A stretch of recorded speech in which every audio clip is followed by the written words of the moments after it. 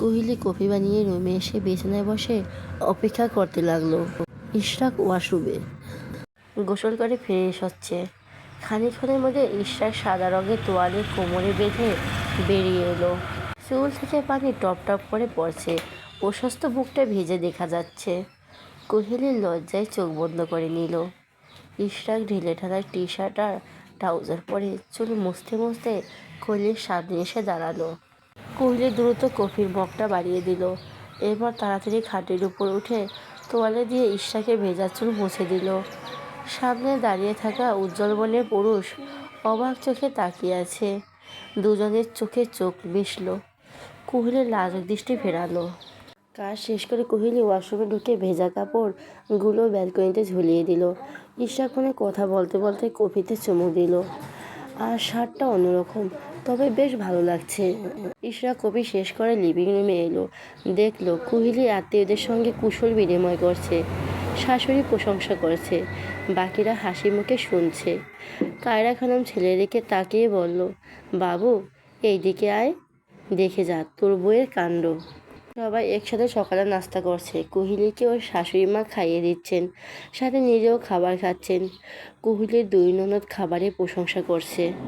ইয়াশা হেসে হেসে বলল, ভাবি তোমার হাতে সত্যি যেন জাদু আছে, খাবারগুলো খুব সুস্বাদু হয়েছে। ভাইয়া তোমার হাতে রান্না খেয়ে পাগল হয়ে যাবে। ইরাবতী ব্যঙ্গ করল, হ্যাঁ আমাদের ভাই তো সবার হাতে রান্না খায় না, তবে এবার কোহলির রান্না খুব পছন্দ করবে। ওর থেকে হালুয়া বানানোটা শিখে রাখতে হবে। ইশরাক চুপচাপ খাচ্ছে, কোনো কথা বলছে না। হঠাৎ করে ওর কাশি উঠল, খাবার মস্তকে আটকে গেছে। চটজলদি পানি খেয়েছে, কিন্তু কাশি যেন থামছেই না। সবাই ওকে নিয়ে ব্যস্ত হয়ে গেল। কোহলি দ্রুত উঠে রান্নাঘরে চলে গেল। সবাই ওকে নিয়ে ব্যস্ত হয়ে গেল। কোহলি দ্রুত উঠে রান্নাঘরে চলে গেল। 2 মিনিটের মধ্যে গ্লাসে কুসুম গরম পানি নিয়ে এসে ইশরাককে পান করাচ্ছে। কিছুক্ষণের মধ্যে সব কিছু স্বাভাবিক হলো। এরপর কোহলি পাশে দাঁড়িয়ে নিজের হাতে ইশরাককে খুব যত্ন করে নাস্তা খাইয়ে দিচ্ছে। ইশরাক স্তব্ধ হয়ে তাকিয়ে আছে, কারণ ওর আধ খাওয়া খাবার কোহলি খাচ্ছে। বাকিরা সবাই মিটমিট করে হাসছে। এভাবে 3 দিন হাসি আনন্দে কেটে গেছে। ইশরাক একবারও আগ বাড়িয়ে কোহলির সাথে কথা বলেনি, কোনো প্রশ্ন করলে শুধু উত্তর দিয়েছে। দুজনের রাতে আলাদা শুয়েছে, ইশরাক খাটে আর কোহলি ফ্লোরে। মনের ভেতরে চিন্তা ভাবনা স্মৃতিচারণ রাতে নিস্তব্ধ গভীরতা থেকেই যেন জন্ম নেয়। কোহলি শুয়ে শুয়ে ভাবছে, হয়তো স্বামী আমার খুব অপছন্দ করেন, তবে আমি একটা পরিবার তো পেয়েছি, আমার বেঁচে থাকার জন্য এইটুকুই যথেষ্ট। এর চেয়ে বেশি কিছুই প্রয়োজন নেই। প্রিয় মানুষেরা দূরে চলে গেলে তীব্র দুঃখ, শূন্যতা, একাকিত্ব আর হতাশা অনুভব হয়। এটা একটা কষ্টকর ও কঠিন অভিজ্ঞতা, যেখান থেকে বেরিয়ে আসতে অনেক সময় লেগে যায়। সকালে ইশরাক কোহলিকে নিয়ে ঢাকায় চলে যাচ্ছে। বাড়ির সবাই ভীষণ মন খারাপ করে আছে। কায়রা খানম পুত্রবধূকে বুকে জড়িয়ে ধরে অশ্রু জড়িত কণ্ঠে বললেন, মা ঠিকমতো খাবার খেয়েও আর নিজের খেয়াল রেখো। তিনি একটু থেমে চোখের পানি মুছে দিলেন। তারপর আবার বললেন, ইশরাক তো সারাদিন বাসায় থাকে না, তোমাকে একা একা বেশি সময় পার করতে হবে। তো দ্রুত কাজ করতে যেও না, সব কিছু খুব ধীরে ধীরে করবে। ঈশ্বর যদি কখনো রেগে তোমাকে বকা দেয়, শুধু আমাকে একটা কল করবে, আমি তাড়াতাড়ি চলে আসবো, ঠিক আছে? কোহলি শুধু মাথা নাড়িয়ে সম্মতি জানালো। কায়রা খানম নিজের ছেলেকেও ভালো করে বুঝিয়ে দিয়েছেন, যেন কোহলির খেয়াল রাখে, ওর বেলায় কোনো কিছুর কমতি না রাখে। এখন কোহলির বয়স কম, বুঝশক্তি কম, ভুল করলে রাগ না দেখিয়ে বুঝিয়ে কথা বলতে বলেছেন। কোহলি ওর শাশুড়ির পায়ে হাত দিয়ে ইয়াশা কেঁদেই ফেলেছে। চোখে পানি মুছে ভাইয়ের বউকে জড়িয়ে ধরে বিলাপি স্বরে বলল, ভাবি রে, আমি তোকে খুব মিস করবো। আমার পরীক্ষা শেষ হলে আম্মুর সাথে চলে আসবো। ভগবতী কোহলির কপালে চুমু খেয়ে পাতায় হাত বুলিয়ে দিল। সিদ্ধ কণ্ঠে মুখে মুচকি হাসি বজায় রেখে মায়ের উদ্দেশ্যে প্রশ্ন করলো, আম্মু তোমরা এভাবে কাঁদলে মেয়েটা শান্তিতে যেতে পারবে নাকি? সবাই হাসিমুখে বিদায় দাও। আর ভাই, আমি যদি শুনি তুই কোহলিকে কোনো ব্যাপারে কষ্ট দিয়েছিস, তাহলে তোর দুলাভাই কি পুলিশের লাঠি দিয়ে চলে যাব। আচ্ছা মতো মেরে তারপর আবার ফিরে আসবো, বলে দিলাম। সবাই শুনে হেসে ফেলল। ইরাবতীর একদম ছোট্ট ছেলে ইমতিয়াজ কোহলির দিকে একটা ডার্ক চকলেট বাড়িয়ে দিয়ে বলল, মামি তুমি আবার তাড়াতাড়ি চলে আসবে, আমরা কিন্তু একসাথে খেলবো। অন্তঃপুর কোহলি ছলছল চোখে সবার থেকে বিদায় নিয়ে ইশরাকের সাথে ঢাকার উদ্দেশ্যে রওনা দিল। প্রিয় মানুষ অন্য কারো হলে তীব্র কষ্ট, হতাশা আর শূন্যতা একসাথে আছড়ে পড়ে। মনে হয় বুকের ভিতর কে যেন নীরব একটা শূন্য গড়বড় খুঁড়ে দিয়েছে। চারপাশে সব কিছু হঠাৎ অর্থহীন লাগে, ভবিষ্যৎ অন্ধকার মনে হয়, আর বেঁচে থাকার কোনো কারণ খুঁজে পাওয়া যায় না। ইশরাক কোহলিকে নিয়ে আধ ঘন্টা আগে বাসায় এসেছে। লাগেজ থেকে কাপড় চোপড় বের করে ফ্রেশ হতে ওয়াশরুমে ঢুকেছে। কোহলি ধীরে ধীরে ঘুরে ঘুরে রুমগুলো দেখছে। নতুন জায়গা, অচেনা পরিবেশ, সব কিছুতে এক অদ্ভুত নীরবতা। হঠাৎ কোহলির চোখ আটকে গেল বেডরুমের দেওয়ালে ঝুলানো একটা ফ্রেমে। ছবিতে ওর সখাবাবু একজন সুন্দরী রমণীকে জড়িয়ে দাঁড়িয়ে আছে। মুহূর্তের মধ্যে যেন কোহলির পৃথিবীটা থমকে গেল। বুকের ভেতরটা ছিন্ন হয়ে যাওয়ার মতো তীব্র যন্ত্রণা ছড়িয়ে পড়ল। কোহলির মাথায় হাত রেখে ধপ করে বিছানায় বসে পড়ল। অজানা আতঙ্কে চারপাশ থেকে ওর গিলাস পড়েছে। কোহলির ছোট্ট হৃদয়টা দ্রুত কাঁপছে। গলা পর্যন্ত উঠে আসা কান্না চোখ দিয়ে বেরিয়ে আসতে চাইছে। নিজেকে কোনো মতে সামনে নিয়ে ফিসফিস করে প্রশ্ন ছুড়ল, তবে কি আমার সখাবাবু অন্য কারোর? ঠিক তখনই ইশরাক ফ্রেম হাতে দ্রুত বেরিয়ে এলো। কোহলিকে আনমনে বসে থাকতে দেখে গম্ভীর কণ্ঠে বলল, গোসল করে ফ্রেশ হয়ে আসুন, আমি বাইরে থেকে খাবার নিয়ে আসছি, কিছুক্ষণ একা থাকতে পারবেন? কোহলি ভারাক্রান্ত হৃদয়ে আরেকবার ফ্রেম থাকা রমণীর দিকে তাকালো। চোখের দৃষ্টিতে প্রশ্ন, কষ্ট আর অবিশ্বাস জমাট বেঁধে আছে। পরমুহূর্তে দ্রুত দৃষ্টি সরিয়ে নিল। জলভরা নজরের সামনে দাঁড়িয়ে থাকা মানুষটার মুখের দিকে চেয়ে রইল। এরপর সূক্ষ্ম ঠোঁটে ঢোক গিলে অস্পষ্ট কণ্ঠে বলল, আমি একা থাকতে পারি। কোহলি এক মুহূর্ত দাঁড়ালো না, দ্রুত ওয়াশরুমে ঢুকে দরজা বন্ধ করলো। অপ্রত্যাশিতভাবে ফ্লোরে বসে পড়ল। ঠান্ডা টাইসের স্পর্শে ওর বুকে জ্বালা কমল না। নিঃশব্দ কান্নায় কাঁপতে লাগলো কাঁধ, অথচ শব্দ বেরোলো না একটুও।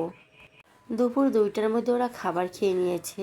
পুরো সময়টা কোহলি অস্বাভাবিক নীরব, পরিজন ছাড়া একটা শব্দ উচ্চারণ করেনি। খাওয়া শেষ করে কোহলি একটা বালিশ হাতে নিয়ে ফ্লোরের এক কোণে শুতে যাবে। ঠিক তখনই ইশরাক বলল, নিচে শোয়ার প্রয়োজন নেই, খাটে এসে ঘুমান, এতে আমার কোনো সমস্যা হবে না। কোহলি থামল, কিছুক্ষণ নীরব থেকে মৃদু স্বরে বলল, যে আমার নয় তার পাশে শোয়া বোধ হয় আমার জন্য বিলাসিতা। ডাক্তার আমায় কখনো দূরে সরিয়ে দেবেন না, ডাক্তার আমায় কখনো দূরে সরিয়ে দেবেন না, ঘরের এখন একটু জায়গা দিলেই হবে। সৎমার কাছে আর কখনই ফেটে চায় না। কথাগুলো বলার সময় কোহলির কণ্ঠ ছিল না অভিযোগ, না দাবি, শুধুই ছিল একরাশ ক্লান্ত অনুরোধ। ইশরাক স্তব্ধ হয়ে তাকিয়ে রইল। 16 বছরের একটা মেয়ের মধ্যে এতটা পরিণত ভাব দেখলে একদমই বোঝা যায় না। তার কথা বলার ভঙ্গি, সযত্ন আচরণ, নিঃশব্দ সহ্য করার ক্ষমতা, সব কিছু অদ্ভুতভাবে মন ছুঁয়ে যায়। এসব ভাবতে ভাবতে কখন যে ইশরাকের চোখ জড়িয়ে এলো টেরও পেল না। ঘর জুড়ে নেমে এলো নিঃশব্দ এক বিকেল, আর দুজন মানুষের মাঝখানে জমে রইল অপ্রকাশিত অসংখ্য কথা। কোহলি সন্ধ্যার আগে ঘুম থেকে উঠে নাস্তা বানাতে ব্যস্ত হয়ে পড়ল। হাতে কাজ চলছে, কিন্তু মন পড়ে আছে সেই ফ্রেমে থাকা মহিলার ছবির দিকে। বুকের ভেতর কষ্টটা যেন ধীরে ধীরে জমে শক্ত পাথর হয়ে যাচ্ছে। এতদিন ভেবেছিল হয়তো হঠাৎ করে বিয়ে হয়েছে বলেই মানুষটা এমন নির্লিপ্ত, সময় গেলে সব ঠিক হয়ে যাবে। কিন্তু আজ যা দেখলো তাতে কোহলি স্পষ্ট বুঝে গেছে, উজ্জ্বল বর্ণের এই পুরুষ মানুষটা আসলে ওর নয়। এসব ভাবতে ভাবতে কোহলি কাপে চা ঢালছিল। হঠাৎ বেখেয়ালে ফুটন্ত গরম চা এসে হাতের উপর পড়ল। সঙ্গে সঙ্গে ফোসকা উঠে গেল। জ্বালা যেন মাংস ভেদ করে ভেতরে ঢুকে যাচ্ছে। তবুও কোহলি চুপচাপ দাঁড়িয়ে রইল। এ ধরনের ব্যথায়ও অভ্যস্ত। কিছুক্ষণ পর নাস্তা রেডি করে ট্রেতে সাজিয়ে রুমে ঢুকলো। দেখলো ইশরাক ব্যস্ত হাতে ল্যাপটপে কাজ করছে, চোখে মুখে বিরক্তির ছাপ। মনে হচ্ছে কোনো বিষয় নিয়ে গভীর চিন্তায় ডুবে আছে। ব্যস্ত হয়ে ল্যাপটপে কাজ করছে, চোখে মুখে বিরক্তির ছাপ। মনে হচ্ছে কোনো বিষয় নিয়ে গভীর চিন্তায় ডুবে আছে। কোহলি এসে চুপচাপ পাশে দাঁড়ালো। ইশরাক আর চোখে তাকিয়ে কপাল কুঁচকে জিজ্ঞেস করলো, এভাবে দাঁড়িয়ে আছেন কেন? কোহলি কোনো উত্তর না দিয়ে নাস্তা বিছানার একপাশে রাখলো। তারপর ফ্লোরে হাঁটু ভেঙে বসে খেতে শুরু করলো। আর চোখে বারবার ওর সখাবাবুর দিকে তাকাচ্ছে। ইশরাক ল্যাপটপটা সরিয়ে ঘুরে হঠাৎ ওর দৃষ্টি গিয়ে পড়লো কোহলির হাতে। সঙ্গে সঙ্গে কণ্ঠে উত্তেজনা ফুটে উঠল। আপনার হাতে কি হয়েছে? কোহলি স্বাভাবিক ভঙ্গিতে জবাব দিল, সামান্য একটু পুড়ে গেছে। কোহলি মাথা নেড়ে ফিসফিস করে বলল, ইশরাক দ্রুত উঠে গিয়ে ফার্স্ট এইড বক্স থেকে মলম নিয়ে এলো। খুব সতর্কভাবে কোহলির হাত নিজের দিকে টেনে নিয়ে মলম লাগাতে শুরু করলো। কোহলি ফ্যালফ্যাল দৃষ্টিতে ইশরাকের দিকে তাকিয়ে আছে। এই প্রথমবার ওর সখাবাবুর স্পর্শ পেল। শরীর জুড়ে অদ্ভুত এক শিহরণ বয়ে গেল। হাতের লোমগুলো খাড়া হয়ে উঠল। বুকের ভেতর কেমন অচেনা অনুভূতি। ইশরাক মৃদুস্বরে বলল, আর কোনো কাজ করতে হবে না, আগামীকাল আমি কাজের বুয়ার ব্যবস্থা করছি। কোহলি ধীরে কণ্ঠে জবাব দিল, সমস্যা নেই, সারাদিন বাসায় একা থাকবো, তার মধ্যে কাজ না করলে খুব বোরিং লাগবে, আমি রান্নার কাজ করতে পারবো। আর আপনি তো সবার হাতে রান্না খেতে পারেন না। ইশরাক কথাটা শুনে চুপ করে আছে। কোহলির মুখের দিকে তাকিয়ে রইল। আর মনে ভাবছে, ছোট্ট মেয়েটা আমার জন্য কতটা ভাবছে, যেটা আসলে আমার নিজের করার কথা সেটা উল্টো কোহলি করে চলছে। তবে কি আমি সত্যি মেয়েটার সাথে অন্যায় করেছি? ঠিক তখনই কায়রা খানম ছেলে হোয়াটসঅ্যাপে ভিডিও কল করলো। কোহলি হাসিমুখে শাশুড়ির সঙ্গে কথা বলছে, আর ইশরাক পাশে বসে হাতে কোহলিকে নাস্তা খাইয়ে দিচ্ছে। ইয়াশা হঠাৎ ফোন টেনে নিয়ে মন খারাপ কণ্ঠে গড় করে বলল, ভাবি, তোকে ছাড়া বাড়িটা একদম ফাঁকা ফাঁকা লাগছে। বড় আপু একটু আগে চলে গেছে। কোহলি মুচকে এসে কিছুক্ষণ কথা বলল, তারপর ফোনটা ইশরাকের দিকে বাড়িয়ে দিল। কায়রা খানম ছেলের ভালো মন্দ খোঁজ নিচ্ছেন, আর কোহলি মুগ্ধ চোখে ও সখাবাবুর দিকে তাকিয়ে আছে। বুঝার পরে দ্বিতীয়বার কোহলি কারো হাতে খাবার খাচ্ছে। বুকের ভেতর অদ্ভুত এক আনন্দ হচ্ছে। ইচ্ছে করছে সামনে বসে থাকা মানুষটাকে একবার জড়িয়ে ধরতে, কিন্তু সেই সাহস ওর নেই। নিজের ইচ্ছেটাকে নিঃশব্দে মনের গহীনে চাপা দিয়ে দিল। চুপচাপ বসে রইল, আর শাশুড়ির সঙ্গে কথোপকথন শেষ হওয়া পর্যন্ত নীরবে সব কিছু অনুভব করে গেল।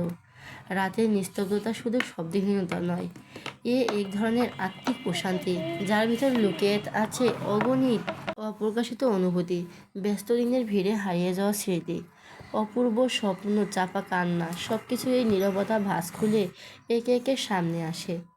একটি গভীর রাত মানুষকে তার নিজের সঙ্গে বসায় প্রশ্ন করে, উত্তর খুঁজে বাধ্য করে। কোহলি বারান্দায় বসে আকাশের দিকে তাকিয়ে আছে। সাদা চাঁদের আলো ওর মুখে এসে পড়ছে, তবুও চোখে কোনো জ্যোতি নেই। জীবনের হিসাব নিকাশ মেলাতে চাইছে, কিন্তু কোনো অঙ্কই মেলাতে পারছে না। বারবার বেডরুমের দেওয়ালে ঝুলানো সেই ফ্রেমের মহিলাটির মুখ ওর চোখের সামনে ভেসে উঠছে। মনে পড়তে কোহলির বুকের ভেতরটা কেঁপে উঠল। দীর্ঘ শ্বাস ফেলে বিড়বিড় করে বলল, হে আল্লাহ, এত যন্ত্রণা দিও না, যেটা সহ্য করার ক্ষমতা আমার নেই। আমি প্রথম যেদিন তাকে দেখেছিলাম মনে হয়েছিল মানুষটা একান্তই আমার হবে, তবে আজ যা দেখলাম তার জন্য আমি মোটেও প্রস্তুত ছিলাম না। কলিজা ছিঁড়ে যাওয়ার মতো কষ্ট না দিয়ে মৃত্যু দিলেও তো পারতে। কোহলির চোখের কোণ বেয়ে নিরবচ্ছ গড়িয়ে পড়ল। একদিন ইশরাকের হঠাৎ ঘুম ভেঙে গেল। অভ্যাসবশত তো ফোনের দিকে তাকিয়ে দেখল কোহলি নেই। বুকের ভেতর হালকা ধক করে উঠল। ধড়ফড়িয়ে উঠে বসে প্রথমে রান্নাঘরের দিকে গেল। Light off. তারপর দ্রুত বারান্দার দিকে এগিয়ে এসে দেখল কোহলি চুপচাপ বসে আছে। পাশে দাঁড়িয়ে মৃদুস্বরে জিজ্ঞেস করলো, এত রাতে এখানে কেন? কোহলি চমকে উঠল। চোখের পানি তাড়াতাড়ি হাটের উল্টো পাশ দিয়ে মুছে আমতা আমতা করে জবাব দিল, আমার ঘুম আসছিল না, তাই এসে বসেছি। ঈশা গম্ভীর কণ্ঠে বলল, এত রাতে বারান্দায় আসা যাবে না। কোহলি মাথা নিচু করে প্রত্যুত্তর করল, সরি, আর কখনো আসবো না। আচ্ছা, রুমে চলুন, ইশরাক শান্তভাবে বলল। রুমে ফিরে দুজনেই শুয়ে পড়ল। ইশরাক খাটে আর কোহলি ফ্লোরের এক কোণে। ঘর নিস্তব্ধ, অথচ ওদের দুজনের মনের চলছে গভীর ভাবনার ঢেউ।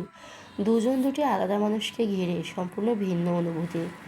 ইশরাক ভাবছে কাল হাসপাতালের কাজ শেষ করে মোহনীয়র সঙ্গে দেখা করবে, যেভাবেই হোক ওকে বুঝিয়ে শুনিয়ে নিজের ভুলের জন্য ক্ষমা চাইবে। অন্যদিকে কোহলির মনে একটাই প্রশ্ন ঘুরপাক খাচ্ছে, ইশরাক কি কোনোদিন সত্যি ওর হবে? ভোরের নরম আলো ধীরে ধীরে চারপাশ আলোকিত করে তুলেছে। নিরিবিলি সিগ্ধ প্রকৃতি, পাখিদের কিচিরমিচির ডাক, সব মিলিয়ে এক প্রশান্ত সকাল। ফরজের নামাজ পড়ে কোহলি কিছুক্ষণ বারান্দায় বসে সকালের মৃদু বাতাস অনুভব করলো। তারপর রুমে এসে হাঁটু ভেঙে বিছানার এক পাশে বসলো। গালে হাত রেখে চুপচাপ ওর সখাবাবুর ঘুমন্ত মুখের দিকে তাকিয়ে রইল। ইশরাকের গভীর নিঃশব্দে বুক ওঠানামা করছে। চোখের পাতা শিথিল, মুখে প্রশান্তি সাপ, হালকা গোলাপি ঠোঁট দুটো অদ্ভুতভাবে আকর্ষণীয় লাগছে। কুইলের খুব ইচ্ছা করল ইশরাকের এলোমেলো চুলগুলো আলতো করে ছুঁয়ে দিতে, কিন্তু নিজেকে সামলে নিল। মুহূর্তের ভাবনাকে থামিয়ে দ্রুত উঠে দাঁড়ালো। নিঃশব্দে রান্নাঘরের দিকে চলে গেল। ওদের জন্য নাস্তা তৈরির কাজে ব্যস্ত হয়ে পড়ল। ইশরাক ঘুম থেকে উঠে ফ্রেশ হয়ে হাসপাতালে যাওয়ার প্রস্তুতি নিচ্ছিল। রুমে কোহলিকে না দেখে রান্নাঘরের দিকে গেল। সেখানে গিয়ে দেখলো অন্য বুকে গুজে কোহলি মন দিয়ে ঘর পরিষ্কার করছে। ছোট ছোট হাত দুটো কাজ করছে, মুখে অদ্ভুত এক স্থিরতা। ইশরাক পাশে এসে শান্ত স্বরে বলল, আপনার সঙ্গে কিছু কথা আছে, একটু রুমে আসুন। রুমে ফিরে দুজনের মধ্যে নীরবতা নেমে এলো। যে যার মতো নাস্তা খাচ্ছে। কোহলি ওদের আগ্রহ নিয়ে অপেক্ষা করছে ওর সখাবাবু কি বলবে। আমার বুকের ভেতর অকারণে ভয়, যদি চলে যেতে বলে। অবশেষে নীরবতা ভেঙে ইশরাক বলল, আপনি কি আরও পড়াশোনা করতে চান? কোহলি চমকে তাকালো। তবে কি বলল না? ইশরাক আবার বলল, তাহলে আমি আপনার বাবার মাধ্যমে ট্রান্সফার সার্টিফিকেট আর বাকি কাগজপত্র এনে এখানকার কোনো স্কুলে অ্যাডমিশন করিয়ে দেব। কোহলির মুখে সঙ্গে সঙ্গে হাসি ফুটে উঠল, চোখে যেন হালকা আলো জ্বলে উঠল। প্রফুল্ল চিত্তে বলে উঠল, আমি পড়তে চাই, আপনি ব্যবস্থা করুন। ইশরাক মাথা নেড়ে নাচতে শেষ করলো। বের হওয়ার সময় বারবার বলো, কেউ এলে দরজা খুলবেন না, দুপুরে খাবার সময় মতো খেয়ে নেবেন, আমার ফিরতে সন্ধ্যা হবে। কোহলি চুপচাপ মাথা নাড়ল। দরজা বন্ধ হওয়ার শব্দে ঘরটা আবার নিঃশব্দ হয়ে গেল। এরপর বাড়ির সব কাজ গুছিয়ে ফেলল। রান্নাবান্না সেরে দুপুরে একা একাই খাবার খেয়ে নিল। তারপর অকারণে নিজেকে টেনে নিয়ে গেল বেডরুমে। বিছানার পাশে দাঁড়িয়ে আনমনে দেওয়ালে ঝুলানো ফ্রেমের মহিলার দিকে তাকিয়ে বলল। মূর্তিমণ্ডা বিষাদের ছায়ায় ঢেকে গেল। বুকের ওপরে হাত রেখে ধীরে ধীরে ফ্লোরের এক কোণে বসে পড়ল। নিঃশব্দে বিড়বিড় করে বলতে লাগলো, এই ছবিটা এখানে থাকলে আমার ভীষণ দুঃখ হবে, নিজেকে সামলানো বড্ড কঠিন হয়ে যাবে। আমার সখাবাবু অন্য কারোর, এটা ভাবলে কলিজা দুমড়ে মুচড়ে যায়। কোহলির চোখ বেয়ে অশ্রু গড়িয়ে পড়ছে। হে আল্লাহ, কীভাবে চাইলে সে আমার দিকে ফিরে তাকাবে? আমায় বলুন, আমি ঠিক সেভাবেই চাইব। কোহলি একটু থামলো, তারপর আবার বলল, জীবনে আপনার কাছে কখনো কিছু চাইনি, আজ মন থেকে খুব করে চাইছি ওর উজ্জ্বল রঙের পুরুষটিকে আমার দিয়ে দেন। আপনি চাইলে আমার যন্ত্রণা দিন, পিষে ফেলুন, তবুও মানুষটাকে আমায় দেন। কোহলির কণ্ঠ কেঁপে উঠল। একবার তার বুকে মুখ লুকাতে চাই, তার শরীরে উষ্ণ আলিঙ্গন পেতে চাই, তার মন কাড়া পারফিউমের সুগন্ধ নিতে চাই, তাহলে আর আমার কোনো আফসোস থাকবে না। সন্ধ্যায় আগ মুহূর্ত ইশরাক হাসপাতাল থেকে বেরিয়ে মোহিনী নাম্বারে ডায়াল করলো। কল রিসিভ হতে ফোনের ওপাশ থেকে কান্নাজড়িত কণ্ঠে ভেসে এলো। মোহিনী ক্রুদ্ধ স্বরে প্রশ্ন ছুড়ে দিল, প্রতারক, আমায় ঠকালে কেন? ইশরাক বিচলিত কণ্ঠে বলল, তোমার সঙ্গে আমার দেখা করা খুব দরকার, শাহবাগ মোড়ের এলিফেন্ট রোডে আছি, 8 ঘন্টার মধ্যে এসো। কিছুক্ষণ পর সাদা শাড়ি পরে খোলা চুলে মোহিনী ইশরাকের সামনে এসে দাঁড়ালো। চোখের তীক্ষ্ণ দৃষ্টি। বহুদিন পর প্রেমিকাকে দেখে ইশরাকের বুকের ভেতর তাকে জড়িয়ে ধরা তীক্ষ্ণ আকাঙ্ক্ষা জাগল, কিন্তু নিজেকে সামলে নিল। মলিন স্বরে বলল, আমাকে ক্ষমা করো প্লিজ। মোহিনী তিক্ত হেসে বলল, 3 বছর আমার সঙ্গে সম্পর্ক রেখে আজ 16 বছরের একটা বাচ্চা সুলভ মেয়েকে বিয়ে করলে। আমার সঙ্গে প্রতারণা করলে ওই মেয়েকে নিয়ে বোধ হয় বেশ সুখেই আছো। ইশরাক ধীরে জবাব দিল, আমি এমনটা কখনো চাইনি, আম্মুর কাছে হেরে গেছি। তুমি মুসলিম হলে তাদের কোনো আপত্তি ছিল না। আমাদের সম্পর্কটা টেনে নেওয়ার অনেক চেষ্টা করেছি, কিন্তু পারিনি। তোমাকে বলেছিলাম খ্রিস্ট ধর্ম ছেড়ে আমাদের সঙ্গে চলে এসো, তাহলে হয়তো আজ আমরা এর সঙ্গে থাকতাম। মোহিনীর তীক্ষ্ণ স্বরে বলল, বাহ, এত সহজে বলে ফেলে, এমন তো কথা ছিল না। তুমি বলেছিলে পরিবারকে মানিয়ে নেবে, এখন সেই সব কোথায় গেল? ইশরাকও শান্ত কিন্তু দীনকণ্ঠে পাল্টা বলল, মোহিনী, তুমি তো বলেছিলে পরিবার না মানলে সব ছেড়ে আমার কাছে চলে আসবে, কই আসলে না তো। এখানে কি পুরো ভুলটাই শুধু আমার ছিল?